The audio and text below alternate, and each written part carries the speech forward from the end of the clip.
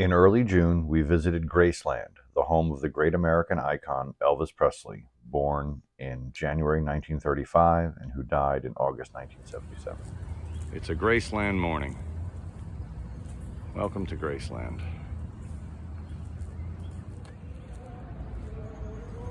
We're at Graceland. Yeah, it seems to be a lot. And it's quiet.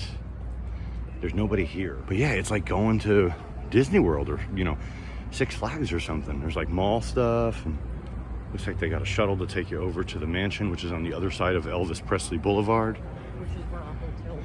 Which is, yeah, our hotel is on Elvis Presley Boulevard. So welcome to Graceland, everybody.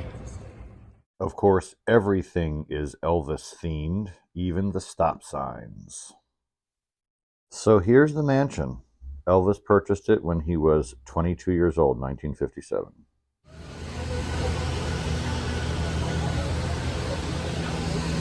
Graceland. So in January of 1957, Elvis had his third and final appearance on The Ed Sullivan Show, and 2 days later he gets his draft notice that it was going to be a thing.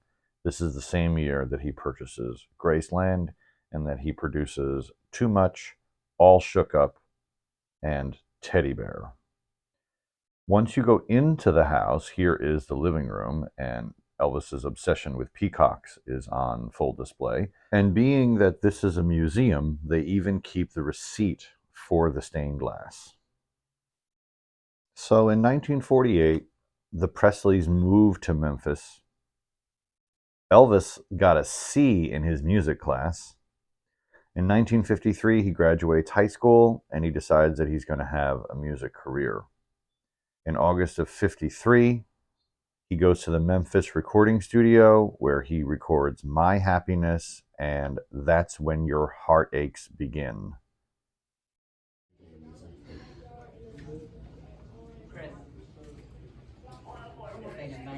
It's said that the house was redecorated many times, and often when Elvis would go on the road, it would be in a different state when he returned. I thought it was cool to include the circuit breakers. Check out the stairwell going to the basement. This is a mirrored walkway. Don't fall on me. I'm not going to fall on you. Okay.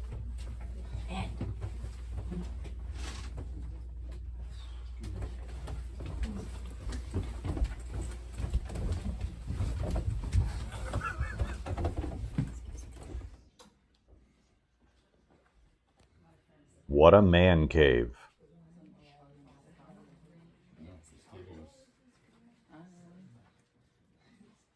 So Elvis's real start as a musician occurs on July 5th, 1954, when he records with Winfield's Scotty Moore and Bill Black on bass the 1946 hit That's All Right.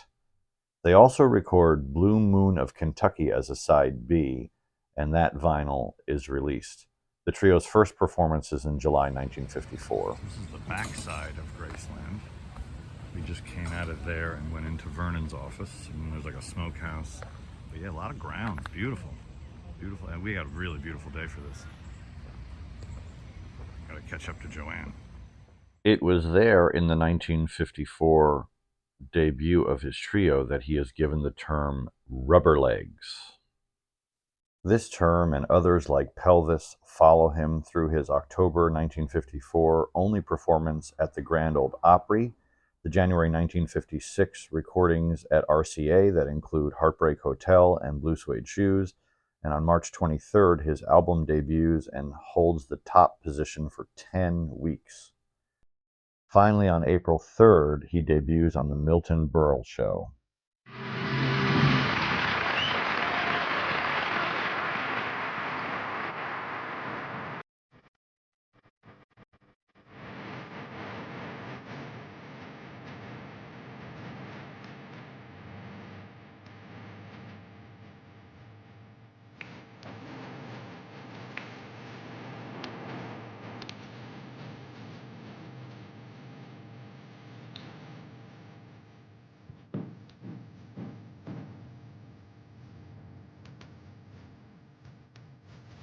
Also, in December of 1956, Elvis has his $1 Million Quartet experience, followed by January 1957, his third and final appearance at the Ed Sullivan Show, where he's going to receive his draft notice 2 days later.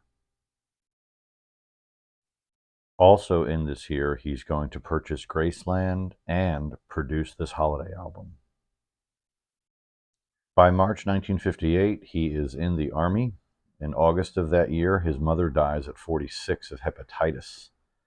He serves in Germany, learns karate, is introduced to amphetamines, and by 1960, he's met Priscilla, and he's become a sergeant. In March of that year, he is discharged, and on May the 12th, he goes on the Sinatra Show, where he's paid $125,000 for 8 minutes of singing. Well, Elvis, that's our little welcome home gift. The 2 years you lost while you were in the Army. And looking back over it, I'm struck with the realization that maybe you didn't miss so much after all.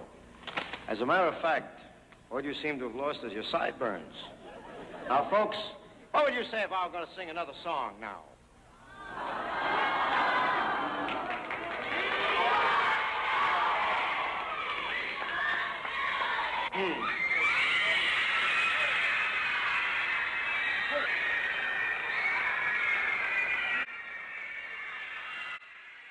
Throughout the 1960s, Elvis performs in 27 films.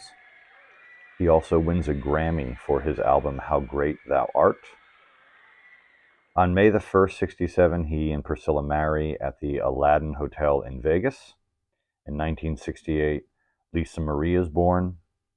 Also in 1968 is the Comeback Special.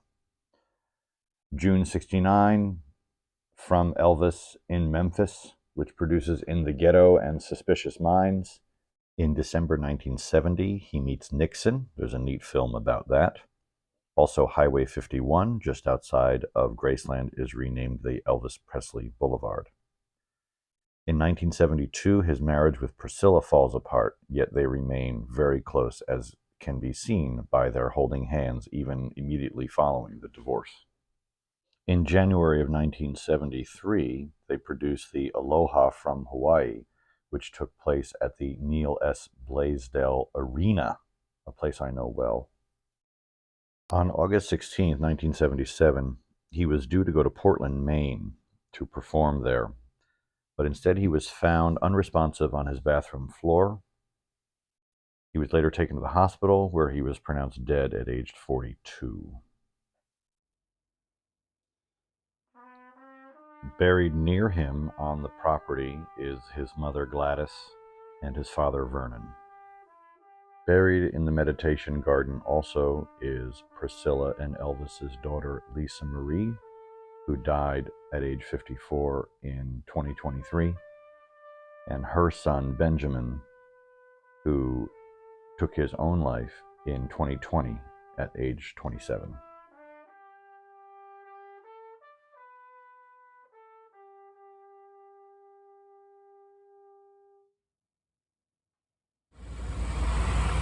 So our thoughts leaving Graceland. I thought it was going to be huge and that it was going to sprawl, but it didn't. It's very modest. Very modest. Yeah. Yeah.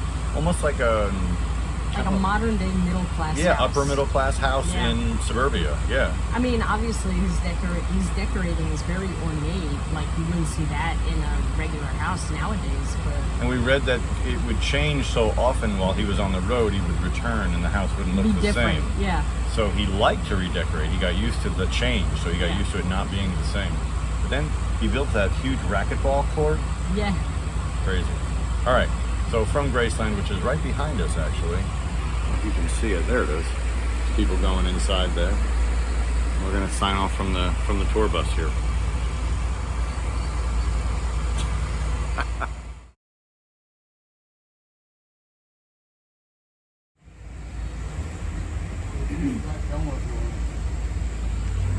Gates of Graceland. There it is.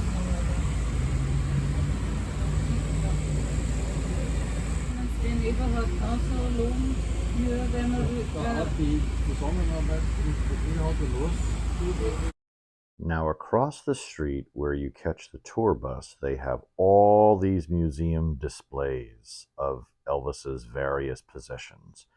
Boy, was he into cars. You saw a Nighthawk, a Rolls Royce. Now a few Mercedes are going to come up into our midst here. Some really lovely automobiles. Pink Cadillac. How could we not include a pink Cadillac? Of course. And then some of his musical instruments. I'm always fascinated by the keyboard instrument, the Fender Rhodes. This is a collection of his various guitars. Here's a legendary icon taking his picture at the museum, of course. And then from Sam Phillips' Memphis recording studio, we have this Rocket 88 piano that much famous music was performed on. I think Elvis has a few gold records in his collection, perhaps. Maybe a selfie from Joanne and me, just enjoying our glitzy time at Graceland. This was such a neat experience to go into this other museum portion. All this stuff would not have fit in the proper museum house. Here you can see the condition of the so-called tablecloth contract. And here we have his sunglasses. I think you can see them in the picture where he's holding hands with Priscilla. Elvis may or may not have had a large wardrobe. I think in many shows he set the bar pretty high for the number of wardrobe changes that he would have gone through. I think a lot of modern artists still sort of follow that lead.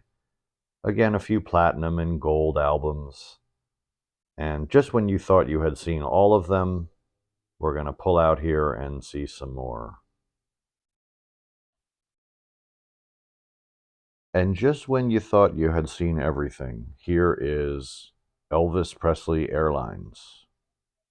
To conclude our tour today, we look at the Lisa Marie, his largest plane, where you can go inside.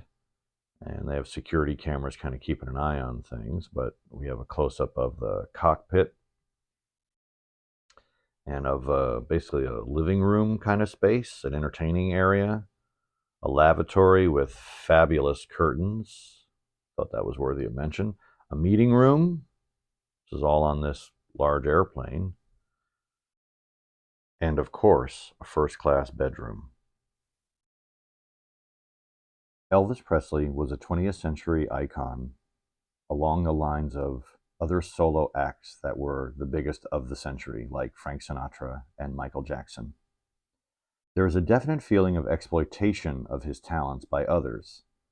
His unique blend of rock and gospel, plus his visual presentation, made him a sensation, the likes of which are rarely seen.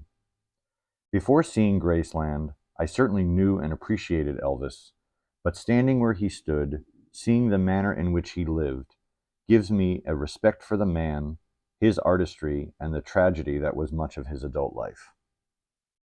My wife and I sincerely enjoyed visiting Graceland, and I certainly suggest that if you have the opportunity that you do the same. Thanks for watching.